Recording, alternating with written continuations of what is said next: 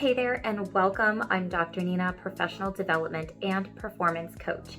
And today I want to talk about the absolute worst thing you could be doing before you speak in front of a group or audience. And that is something that many of us have done many times, and it is to imagine the worst case scenario. So does this sound familiar to you?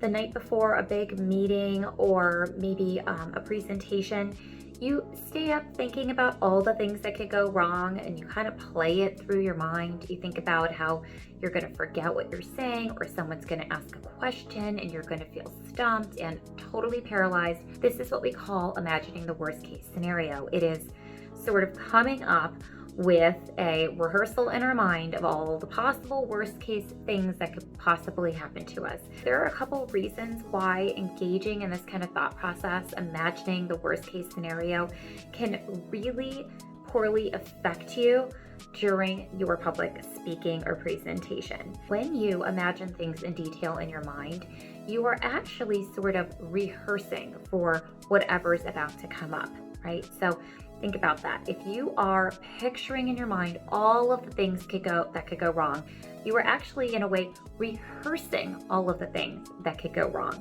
and making that a memory in your mind. And this is why our brains really don't know the difference between us thinking about things in a lot of detail, imagining what we're going to say, what we're going to do, how we're going to look, how people are going to speak to us, how they're going to respond to us.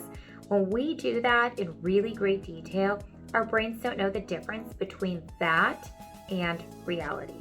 The truth is, we register that as something that actually happened or is happening when we do that. Now, a second really big reason we do not want to be imagining the worst case scenario is that when we do that, we are actually increasing our feelings of anxiety. The things we think, the way that we think about things, leads to how we feel. Our thoughts create our emotions. So if our thoughts are about how everything could go wrong, how it's going to be a disaster, how we're not going to feel prepared or on the mark, then we are going to feel those resulting feelings of nervousness and anxiety and worry. So if you're watching this and you're thinking, oh my goodness, I totally do that. I spend all this time the day before or the morning of a big meeting or presentation, and I think about everything that could possibly go wrong. I'm going to give you 2 things you could be doing that will help to counter that habit.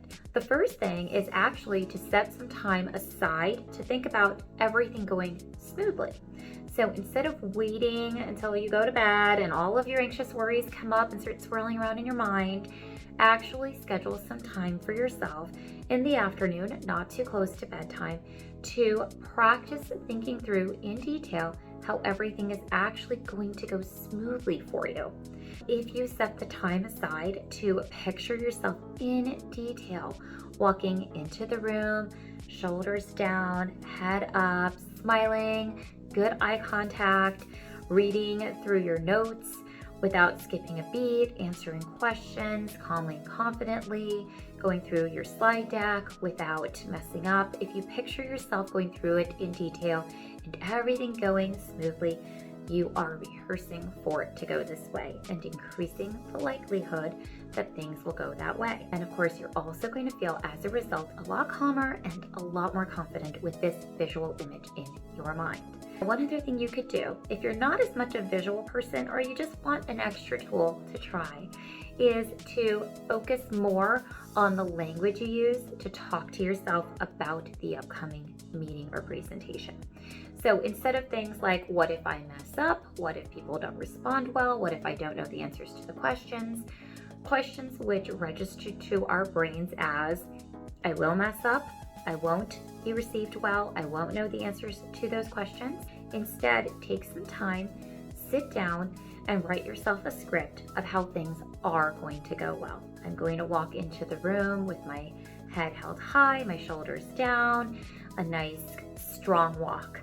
I'm going to step up to the front of the room and smile at everyone, maybe make a joke or two, or just do an icebreaker to make everybody more comfortable. I am going to answer questions to the best of my ability, and if I don't know the answer, I'm just going to say to that person, you know what, I don't know that off the top of my head.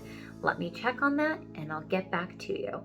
Over time, if you start practicing this alternative visualization and/or this alternative scripting for self-talk, you can counter the impact of the worst case scenario type fantasizing. If you really like having very concrete tools that you can use in the moment at work when the pressure is high, right before you're about to have a meeting or give a presentation, then I invite you to check out my new audio course below in the description box. It is a set of 25 audio lessons that includes 25 of my most powerful tools and strategies for boosting your confidence in the moment.